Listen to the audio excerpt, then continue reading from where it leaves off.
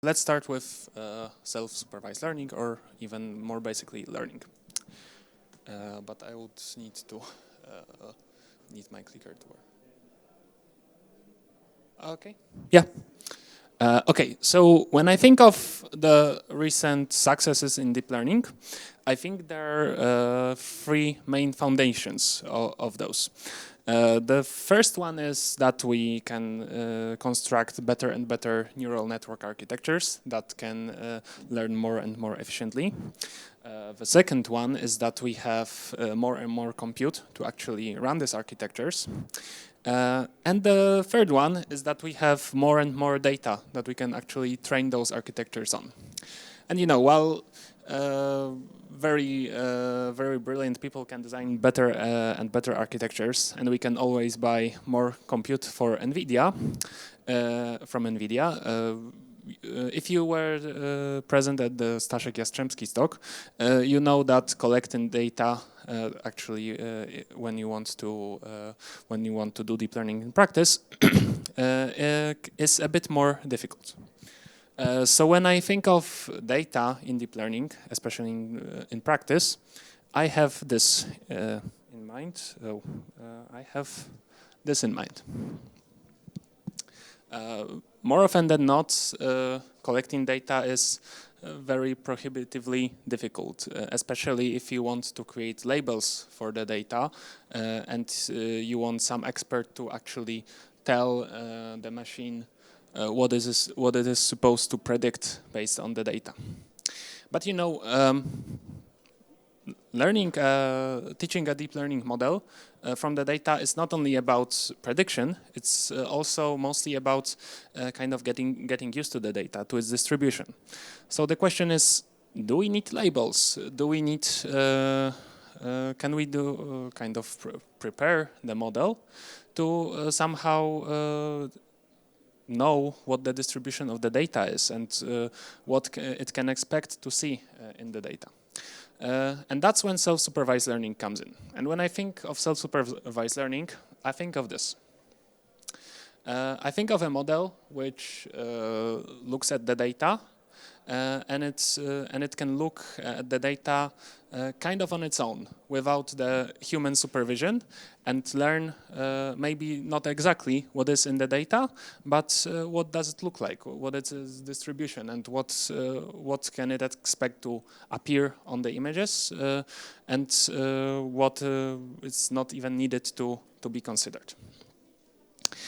So a bit more formally, we do self-supervised learning because we want to pre-train our models to have some understanding of the data, and then we can more cheaply, with less compute, with less data, actually tune them to the tasks that we want the models to solve. So this is kind of a nice optimization.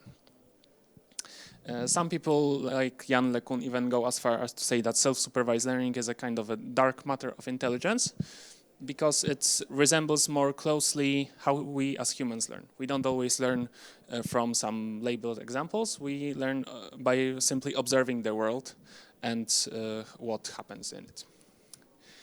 So how does self-supervised learning look in practice, or how it looked a couple of years ago? We need some learning task. We don't have a data, so we need to come up with a pretext task that would tell us model what else to solve.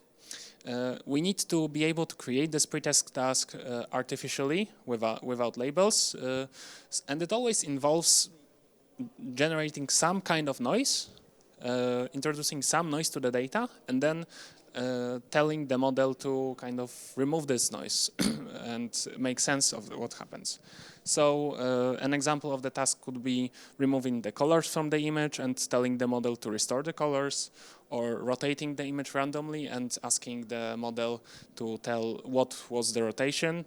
Or for example, in NLP, I'm sure you've heard of BERT, where we remove some words and then we ask the model to predict from the context what words are missing.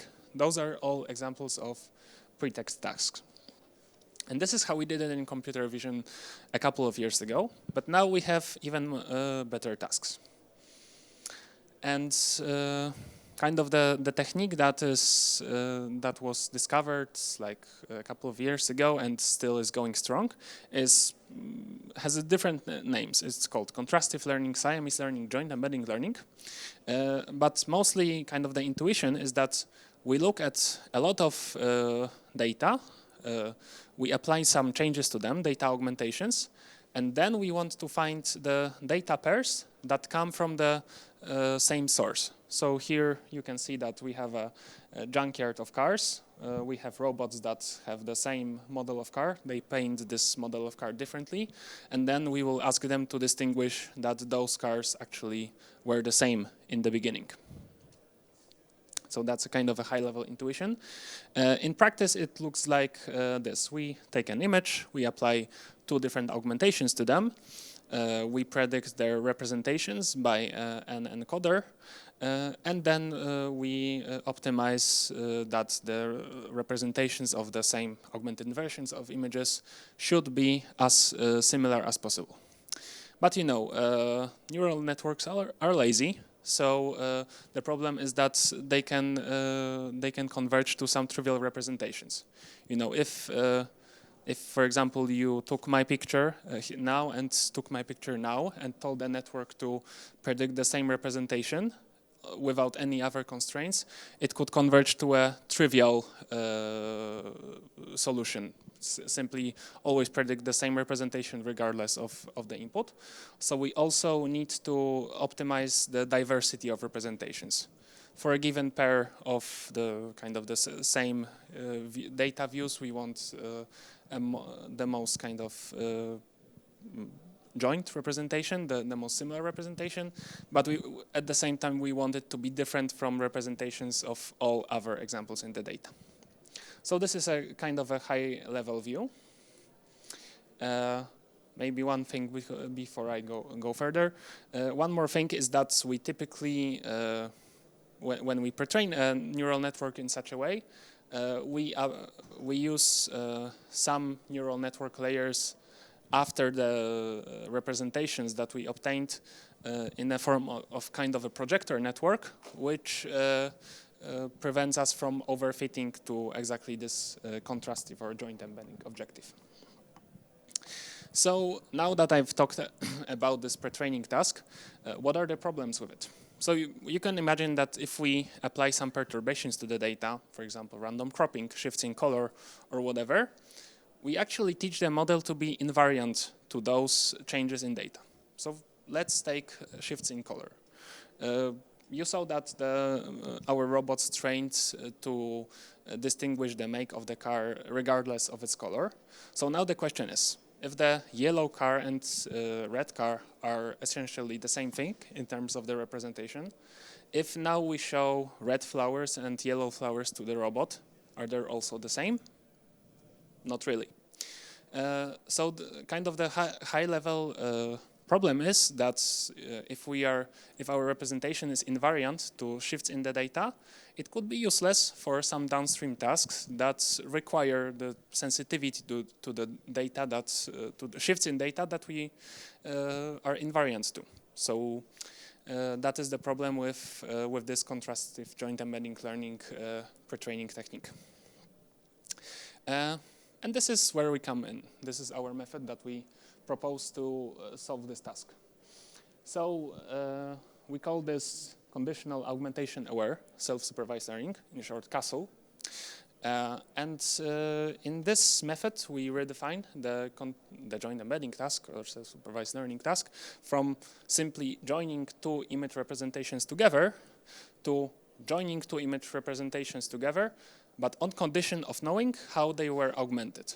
So we provide kind of hints to say that those are the changes that we made. You can take them into account or not, but you probably should. This is kind of a more detailed architecture. So as I said, in joint embedding learning, we usually have a feature extractor network, so a ResNet that processes a ResNet or a vision transformer that processes our data. And then we have a projector, so a feed-forward layers that transform it to a different stage where we actually apply the self-supervised objective. So now what we do is inject between those two networks the representation of what changes we made to the data. So, so those two representations, those two kind of informations can interact together only after the feature extractor representation. So the ResNet is not aware of what changes were made to the data. We only act on this knowledge after creating the image representation. And you know, right now, if this information is supposed to be useful to the projector network that solves the self-supervised learning task, then the representation which is created by the feature extractor should also kind of contain this knowledge, so that we can act on kind of two pieces on information that are supposed to interact with one another. When I talked about augmentations, maybe a side note, what defines the augmentations? We use augmentations that are typically used in joint embedding learning, so random cropping, color jittering, grayscaling. And when you sample an augmentation, underneath what happens, you actually sample the parameters that tell your PyTorch code how to modify the image. So in cropping, you sample the cropping location. In Gaussian blurring, you sample the kernel. In grayscaling, you sample whether to actually grayscale the image, and so on and so on. So the first question we ask, is this knowledge of augmentation useful for self-supervised learning? And because we never explicitly tell the model to use this information.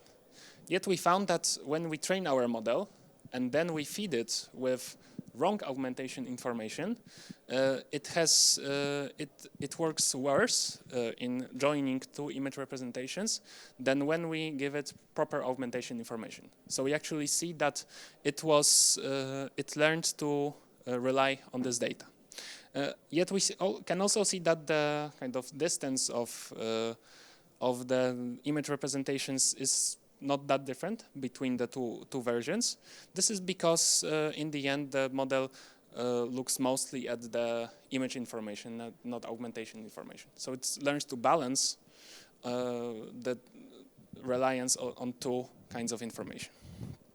Second thing, and that's probably my favorite experiment in the paper, is that we actually show that due to this modification in our pretraining, the feature extractor representation preserves more noise from that was introduced through augmentations than the typical joint embedding learning approaches. So what we did here is we fed the two augmented pairs of images to different feature extractors, and we measured the error of correctly joining them, just like we do in contrastive learning. And we found that at the feature extractor representation, the error of CASSLE is much higher than in typical joint embedding models, which says that at the point of feature extractor representation, there's much more noise, which was retained by the network. And this noise came from image augmentation, so this means that the feature extractor learned to retain it. Finally, all of this talk wouldn't be useful if we didn't have some good results. So we also found that our approach allows the network to transfer better to a lot of downstream tasks. So we pretrained on ImageNet, but we transferred to flower classification, bird classification, car classification. And this is all on the frozen network approaches. So you actually need to tune a very small model to work with it. All of those tables are very confusing, so we can also see what happens in practice. And in practice, you can see that, for example, if we look at the most similar images in terms of representation, typical contrastive methods, when they look at the car, they sometimes pass through cars of the different colors, which are obviously not the same. When they look at flowers, they make similar flowers that also have orange and pink color, whereas our approach is much more strict in terms of the color information. So we can see that it looks at colors more strictly. Okay, so in summary, we talked about self-supervised learning. and modern methods of performing it. I talked to you about the problems that are present with joint embedding approaches, and our method which increases the sensitivity to small shifts in data that can be useful in downstream tasks by conditioning with augmentation information. You can check our paper on archive with this QR code. It will be also on the next slide. So I would like to thank all of my co-authors, Mateusz Pyla, Bartosz Zieliński, Bartek Twardowski, Jacek Tabor, and Marek Śmieja from GMUM and IDEAS and CBR. Those guys are amazing, and I recommend all of them.